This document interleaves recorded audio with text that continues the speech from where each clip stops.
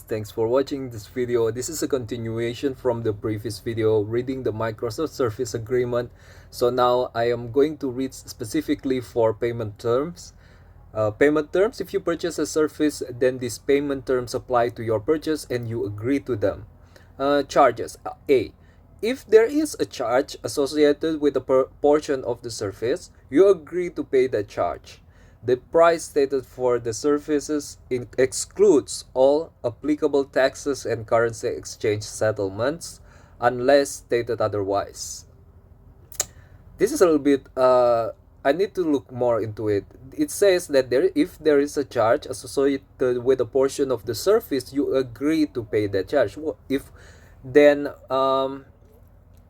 you purchase a service, okay, if you purchase the service, I think if you like, of course, I'm sorry, the taxes would be all of included in that definition as well.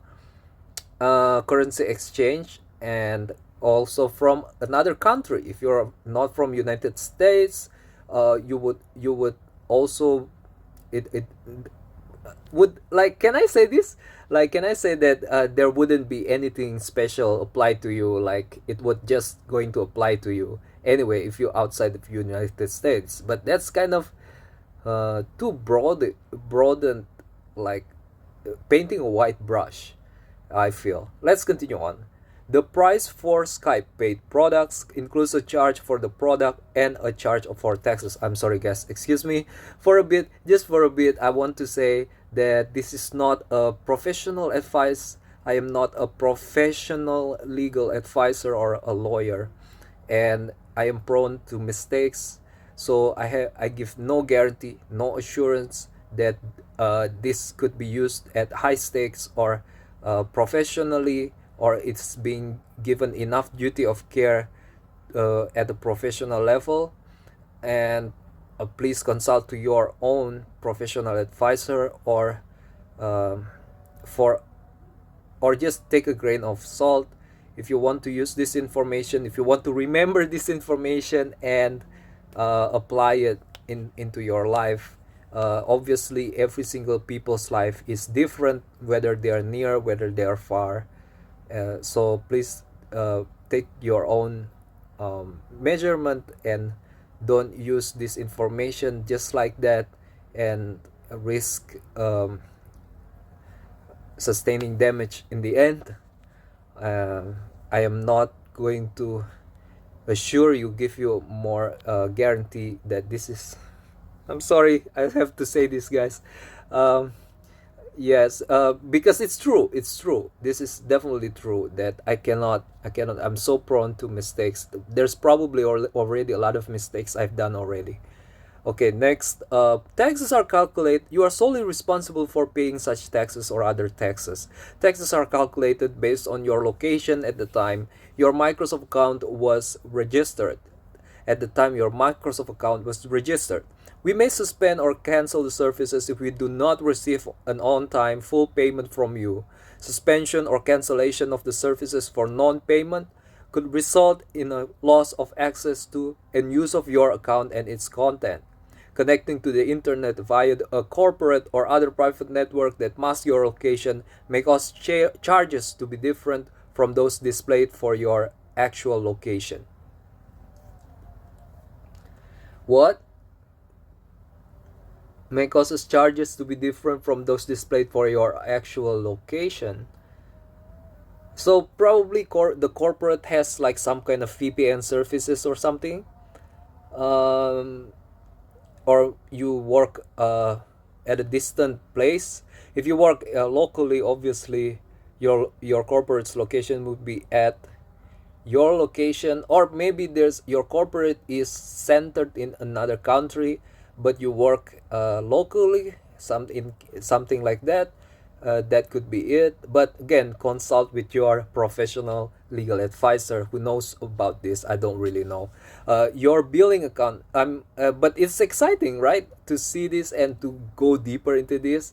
It's like we can get more benefit and there's a lot of benefit in getting this information. To pay the charges for a service, you will be asked to provide a payment method at the time you sign up for that service. You can access and change your billing information and payment method on the Microsoft Account Management website, and for Skype by signing into your account portal at skype.com go my account. There's a link there. I read it wrong. Additionally, you agree to permit Microsoft to use any updated account information regarding your selected payment method provided by your issuing bank or the applicable payment network. You agree to promptly update your account and other information, including your email address and payment method details, so we can complete your transaction and contact you as needed in connection with your transactions. Changes made to your billing account will not affect charges we submit to your billing account before we could reasonably act on your changes to your billing account.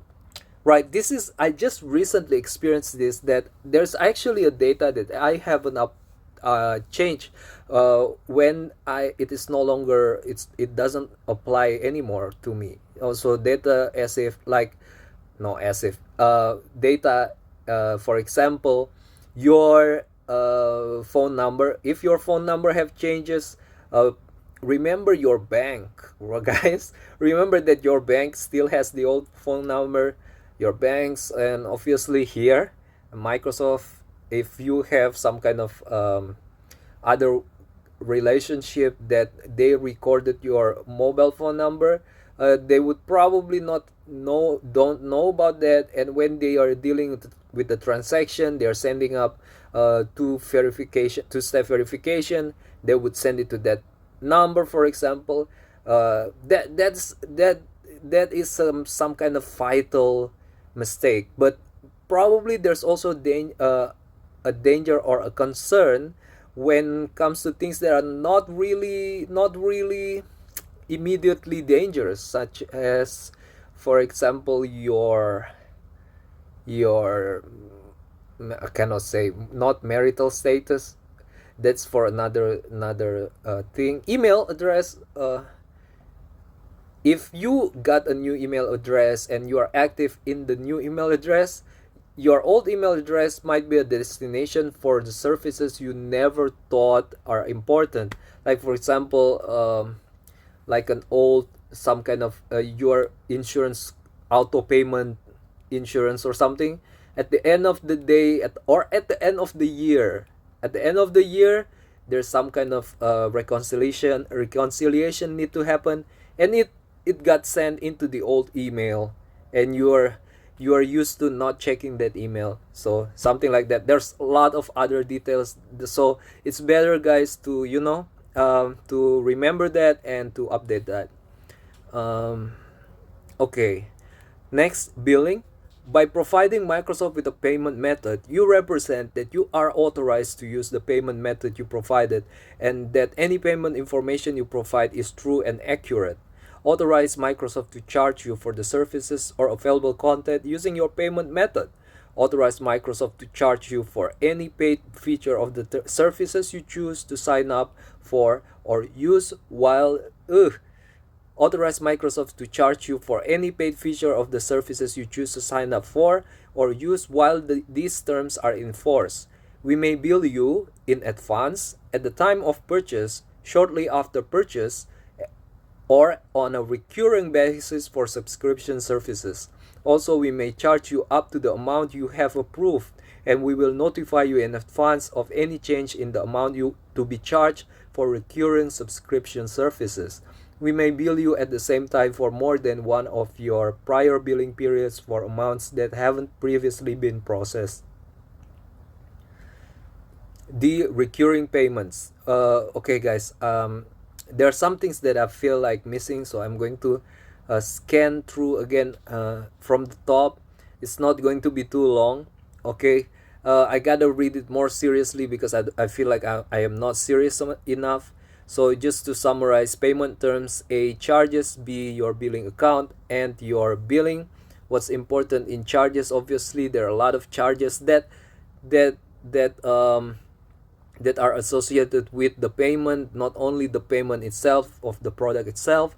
For your billing account, you need to update your data. Data is important, and there are some kind of complication that's related to it. So it's important to update your detail so that it's still relevant. And then after that, for billing, you would want to you are giving authorization to charge from your account, and that um,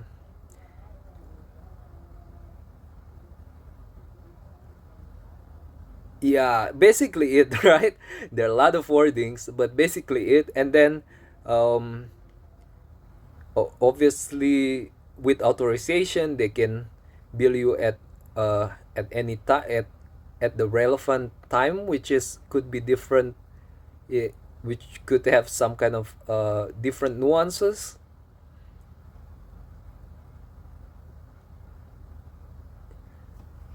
And also subscription recurring payment, you are giving a permission not only one time but also multiple times.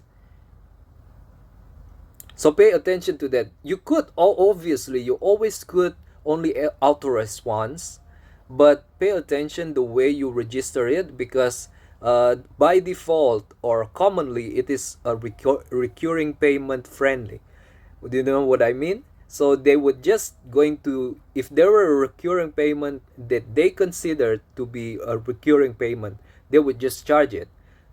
Sometimes, it happened to me in the past. I thought it wasn't a recurring payment, not with Microsoft, with another company, and they kept on charging me, and I'm like, whoa, I only wanted to give it once, and yeah, and you just gotta pay attention to that.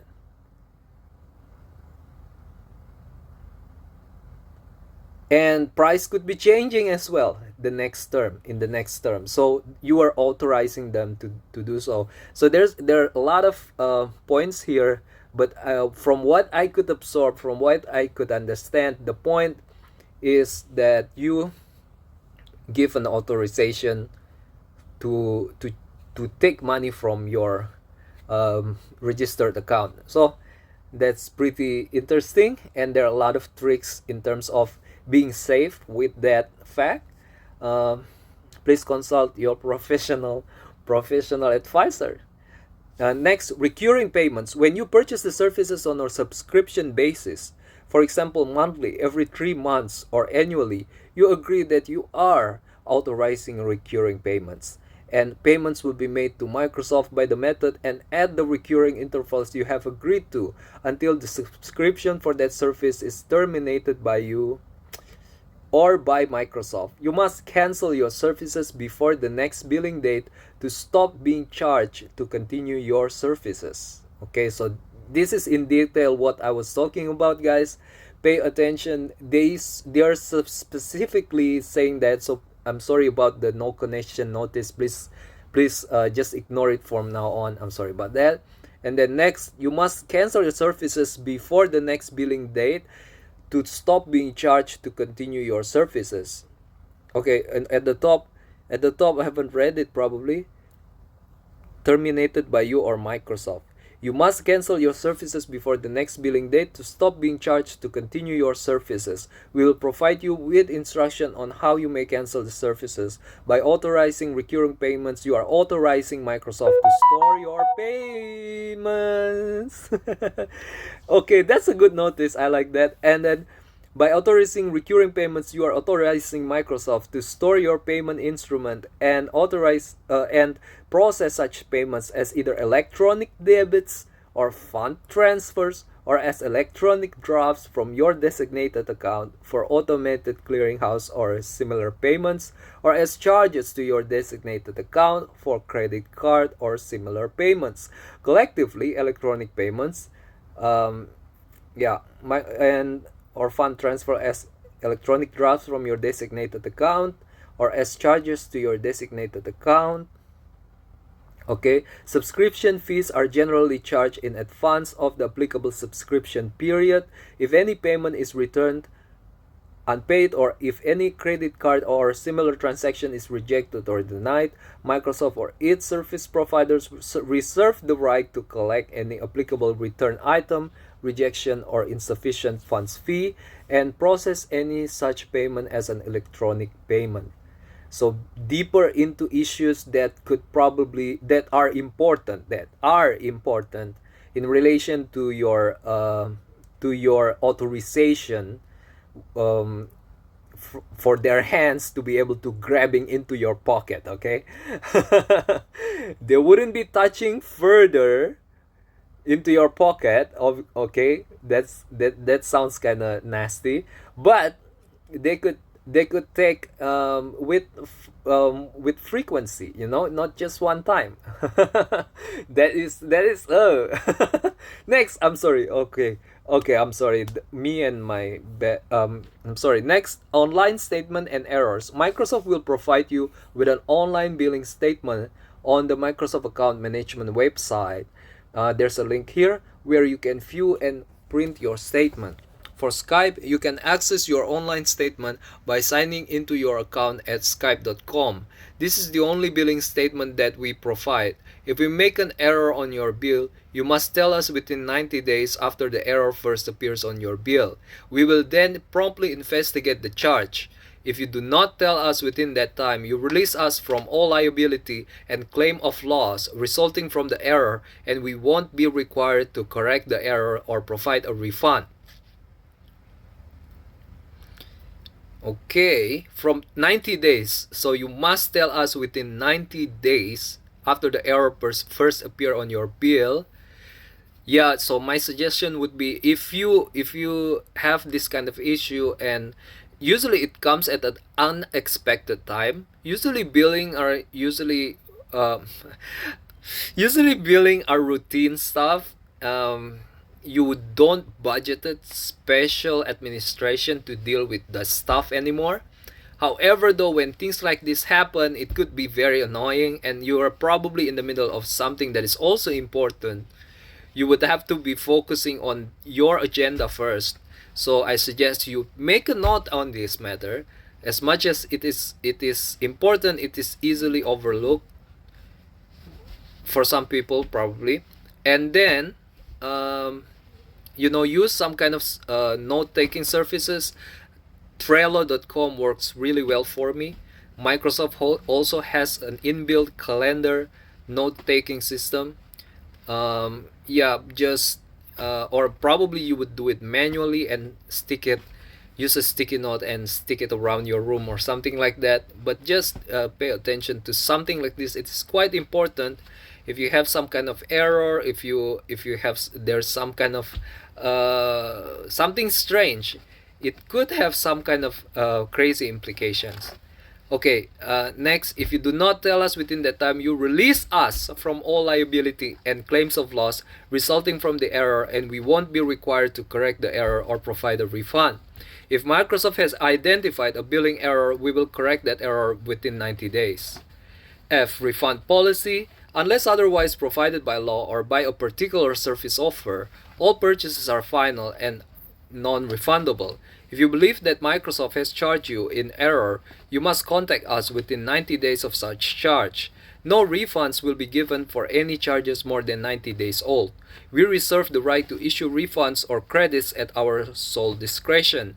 If we issue a refund or credit, we are under no obligation to issue the same or similar refund in the future. This refund policy does not affect any statutory rights that may apply. For more refund information, please visit our help topic, and there's a link here. I think this is very important, but I don't have a lot of things to say more about this. Again, 90 days. I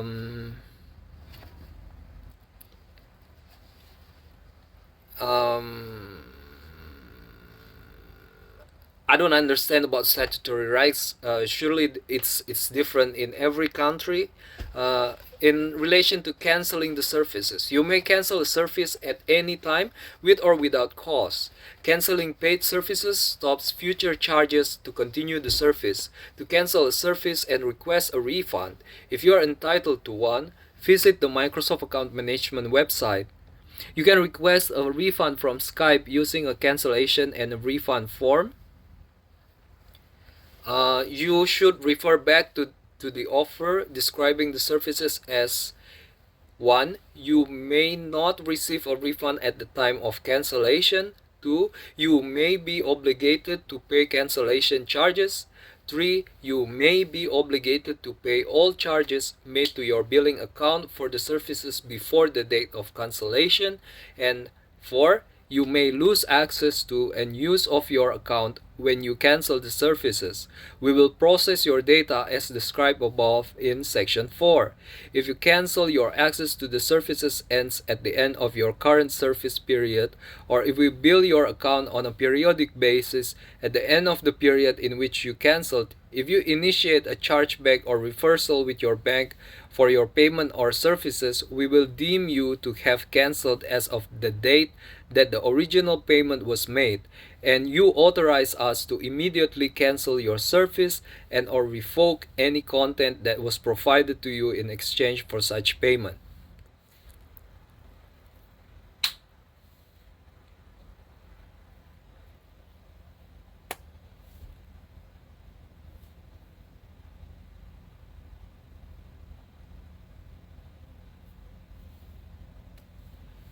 I think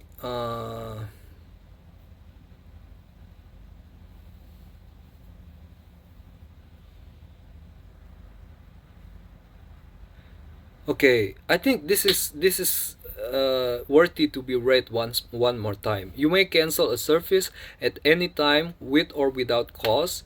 Canceling paid services stops future charges to continue the service. To cancel a service and request a refund, if you are entitled to one, visit the Microsoft Account Management website. You can request a refund from Skype. Okay, this is where it is a little bit distracting. To cancel a service and request a refund, if you are entitled to one, if you are entitled to cancel a service, not only Skype, but the whole Microsoft, visit the Microsoft Account Management website. Now, what's in Account Management website? I think if you have Outlook account, for example, and I think you would this would be the case, or maybe not as well, depending on your account, right? And then you would be able to manage your services from there. You can request a refund from Skype using a cancellation and refund form. So Skype, what the reason why Skype is here is because Skype is kind of a special case that is not cancelable or refund, or getting a refund. The procedure of getting the refund and canceling the account is a bit different.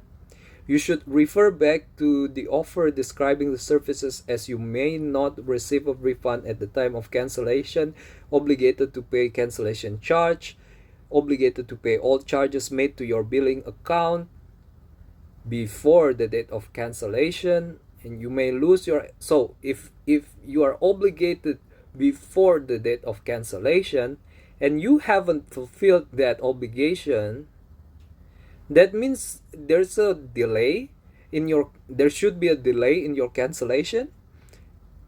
What if you decided to cancel just spontaneously, and when you are trying to cancel you haven't fulfilled this?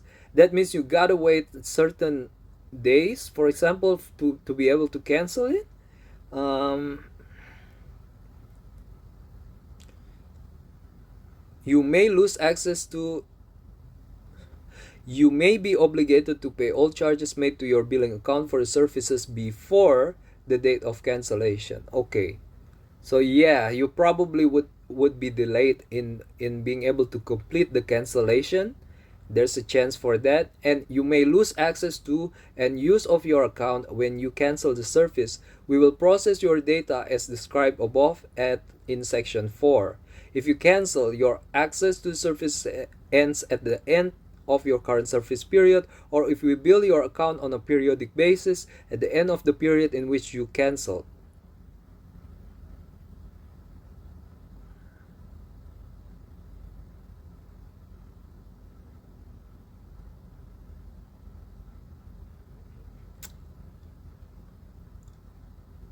the end bill.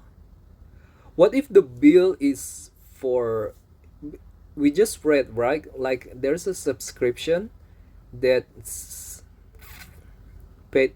There's this thing above that talks about being paid upfront.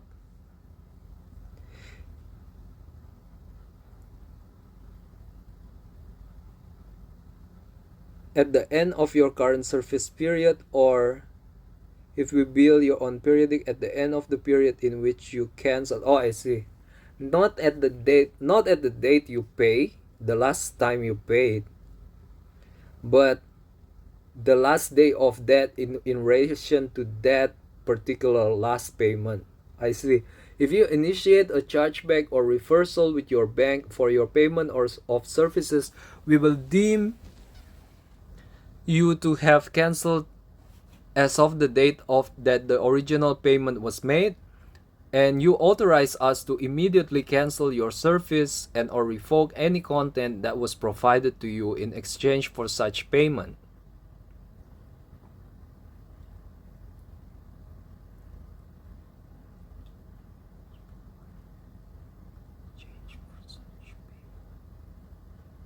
Revoke any content that was provided to you in exchange for such payment. And you authorize, wait guys, wait. If you initiate a chargeback or reversal with your bank for your payment or services, we will deem you to have canceled as of the date that the original payment was made, and you authorize us to immediately cancel your service, any content that was provided to you in exchange for such payment. But how does this usually plays out though? Probably it's different in your country. There's a chance that it's different in your country. It is rare, guys. So you know what? Let's move on. Next, trial period offers. If you are taking part in any trial period offer, you may be required to cancel the trial services within the time frame communicated to you when you accepted the offer in order to avoid being charged to continue the service at the end of the trial period. Guys, this is a trick that often so annoying. These things can be very annoying, guys. You're like, get a free 3 months if you use a certain code. But then after that, it is a recurring payment. It is an automatic payment, and you didn't realize it's charging. So it's like, oh, actually, I forgot to cancel it. I supposed to cancel it, but you forgot. It is kind of uncomfortable, and you cannot set up a timer. You cannot set up a timer where you want to, you know what, I want to cancel this at this date. I just wish that banks would provide that services, but it's kind of hard, right? It's kind of hard for that. Next, promotional offers. From time to time, Microsoft may offer services for a trial period during which Microsoft will not charge you for the services. Microsoft reserves the right to charge you for such services at the normal rate if Microsoft determines in its reasonable discretion that you are breaching the terms and conditions of the offer. Price changes. We may change the price of the services at any time. If you have a recurring purchase, we will notify you by email or other reasonable manner at least 15 days before the price change. So make sure, guys, this usually company would have a different email than their marketing email, especially Microsoft, definitely. Okay. So if you do not agree to the price change, you must cancel and stop using the services before the price change takes effect. If there is a fixed term and price for your service offer, that price will remain in force for the fixed term. Right. Just remember that if there's a notification, you probably would have multiple services.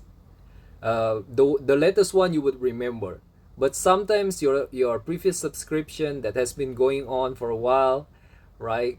I know that there is a solitaire game that you can buy in Microsoft, and you can subscribe to that solitaire game. If you don't know, I'm telling you guys, you can play solitaire officially from Microsoft, and yeah, it's pretty fun, and you can, but just pay attention, because probably you forgot about that while you want to modify your account, and like there's some new terms going on, and you want and there's some changes. Just remember that one that you subscribe to, uh, that notifies you rarely. Just try to keep monitor with, about that. uh, Payments to you. If we owe you a payment, then you agree to timely and accurately provide us with any information we need to get that payment to you. You are responsible for any taxes and charges you may incur as a result of this payment to you. Right? Like, for example, refunds and stuff. You must also comply with any other conditions we place on your right to any payment. If you receive a payment in error, we may reverse or require return of the payment. You agree to cooperate with us in our efforts to do this. We may reduce the payment to you without notice to adjust for any previous overpayment. Any previous overpayment, guys, including products that was disputed months ago, or there's a problem with a product months ago that you don't know about, and they in their system it's registered as problematic, right? So I'm not saying that you should give up on that, but you should expect that this is what they are saying here, in my opinion, that you should expect that such things uh, is in their power to do so, and they will do it, and when they do it, um, you are already notified. Next, gift cards. Redemption and use of gift cards other than Skype gift cards are governed by the Microsoft gift card terms and conditions. Information on Skype gift cards is available on Skype help page, and all of them has a special link on that. There's something that still I haven't really go through yet. It's important for me. You are responsible for any taxes and charges you may incur as a result of this payment to you. Cool. You must also comply with any other conditions we place on your right to any payment. If you receive a payment in error, we may reverse or require return of the payment. You agree to cooperate with us in our effort. Okay, so this is I'm not saying this is the whole context, but definitely a context where there is a mistake on Microsoft's part in paying you money. So I would say, yeah, uh, you already, like, based on these terms and service agreement, you would cooperate as a Microsoft customer. Next, bank account payment method. You may register an eligible bank account with your Microsoft account to use it as a payment method. Eligible bank accounts include accounts held at a financial institution capable of receiving direct debit entries. United States-based financial institution that supports automated clearinghouse or ACH entries, a European financial institution that supports single euro payments area or SEPA or IDEAL in the Netherlands. Terms you agree to when adding your bank account as a payment method in your Microsoft account. For example, the mandate in the case of SEPA also apply. You represent and warrant that your registered bank account is held in your name, or you are authorized to register and use this bank account as a payment method. By registering or selecting your bank account as your payment method, you authorize Microsoft or its agent to initiate one or more debits for the total amount of your purchase or subscription charge in accordance with the terms of your subscription service from your bank account, and if necessary, initiate one or more credits to your bank account to correct errors, issue a refund, or similar purpose. Okay, guys, let's get back into it later and break it apart later. And you authorize the financial institution that holds your bank account to deduct such debits or accept such credits. You understand that this authorization will remain in full force and effect until you remove your bank account information from your Microsoft account. Contact customer support as outlined above in section 4E as soon as possible if you believe you have been charged in error. Laws applicable in your country may also limit your liability for any fraudulent, erroneous, or unauthorized transaction from your bank account. By registering or selecting a bank account as your payment method, you acknowledge that you have read, understand, and agree to these terms. You may register an eligible bank account with your Microsoft account to use it as a payment method. Eligible bank accounts include accounts held at a financial institution capable of receiving direct debit entries. I don't know whether they are actually talking about international direct debit entries. Oh, definitely, right? Because they're a worldwide corporation. United-based SIPA and Ideal in the Netherlands. It doesn't mean that I am not talking. This is not talking about local transactions, but in terms of international transactions, I guess these are the protocol or whatever that is that they are using in order to be able to receive direct debit entries. Okay, I guess where is Microsoft located? The Silicon Valley, right? Where is their financial authorizer, and where it is registered in the transaction receipt. Wherever that is, it should be able to access your bank account. Is that what is being said here? But why is it Asia is not mentioned?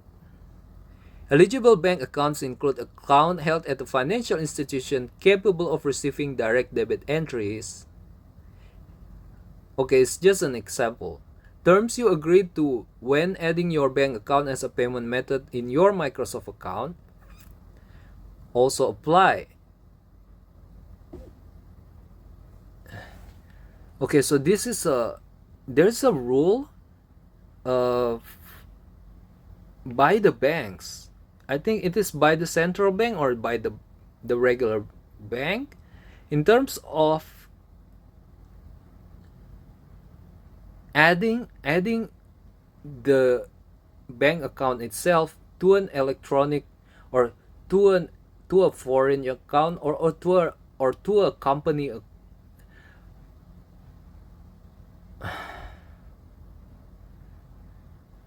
Okay, this is something that people must know, but people usually would not know that there is such requirements or there is such terms. It is it is it is well, I am in Asia, but I am worried now that there's actually something like this in relevant to me. Anyway, you represent and warrant that your registered bank account is held in your name, or you are authorized to register and use this bank account as a payment method.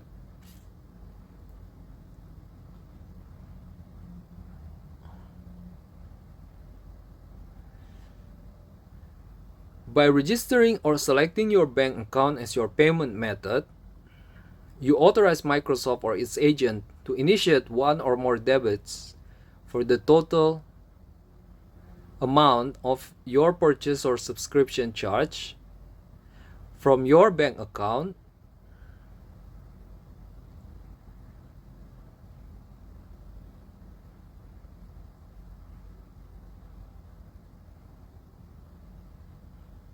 Okay, sometimes when they are making charges to your bank account, they made a mistakes, or probably your bank makes mistakes. In order to correct that, there's probably a further transaction needs to be done. You are authorizing them to do these further transactions as well, not just the original transaction.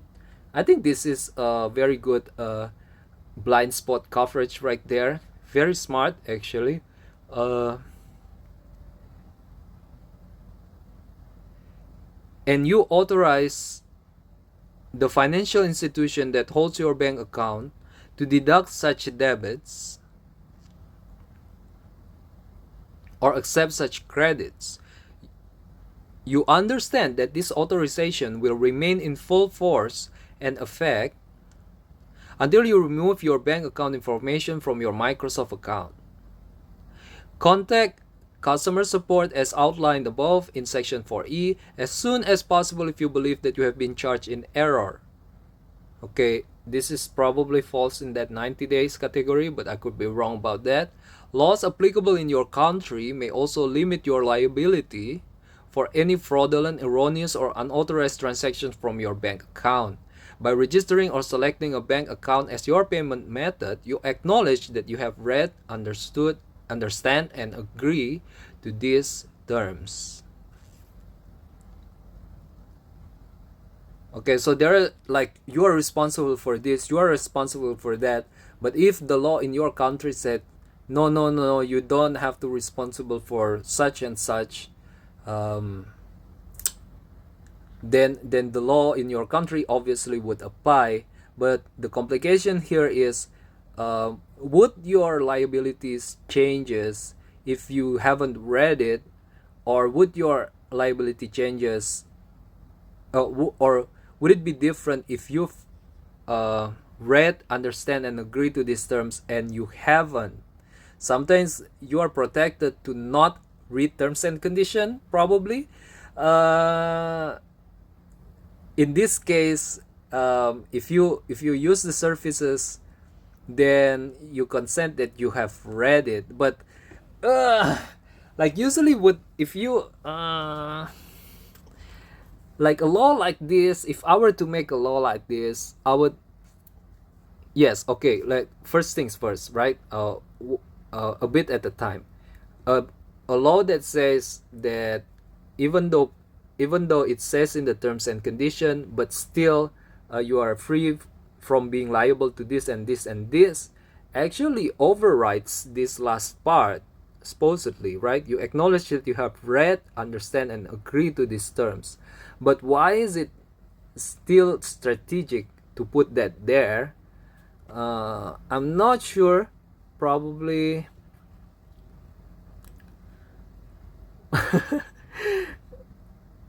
probably it's for something else. In that case, in a different kind of setup, or a different kind of situation, where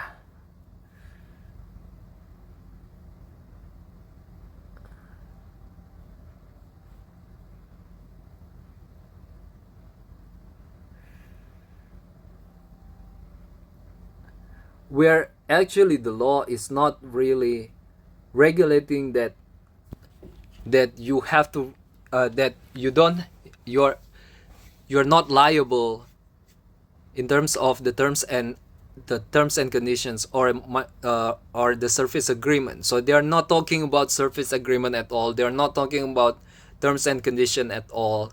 It is just a case. Yeah, the battery almost done, and I'm going to end this. But it's just a case where if you've already read the terms and condition, you would be liable. Not probably by 100%, but a little bit. Or it could also be by 100%. Every cases are different.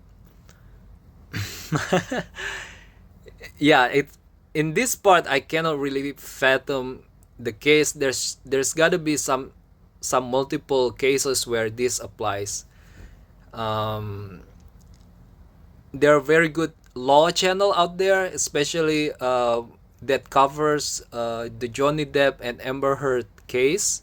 Um, like those lawyers guys have become quite popular in YouTube, and you can easily find them if you search that case, and they actually talk about law. They talk about they are commenting and reacting to the witnesses on the stand, and how the lawyers perform and everything. So yeah, I recommended you to follow them. And probably if you have some kind of question in terms of terms and condition for YouTube, for example, for Google, for Alphabet, or for Meta, or for Microsoft, obviously, you could probably find a very good information with that with them. I know that I wanted to say the name of a channel. I know the guy who likes to read this stuff, a professional lawyer in America. He's blonde. His face is a little bit. Because his channel's name is just, it escapes my mind. Leonard Lawful Masses, something like that. Law, ma, Law for the Masses, or he, if I'm not mistaken, I'm sorry if I'm wrong, his name is Leonard, and he likes to read the terms and conditions as well, so check out his channel. Thank you very much, guys, for watching this section. I'm going to continue on in the next video if I could, and bye.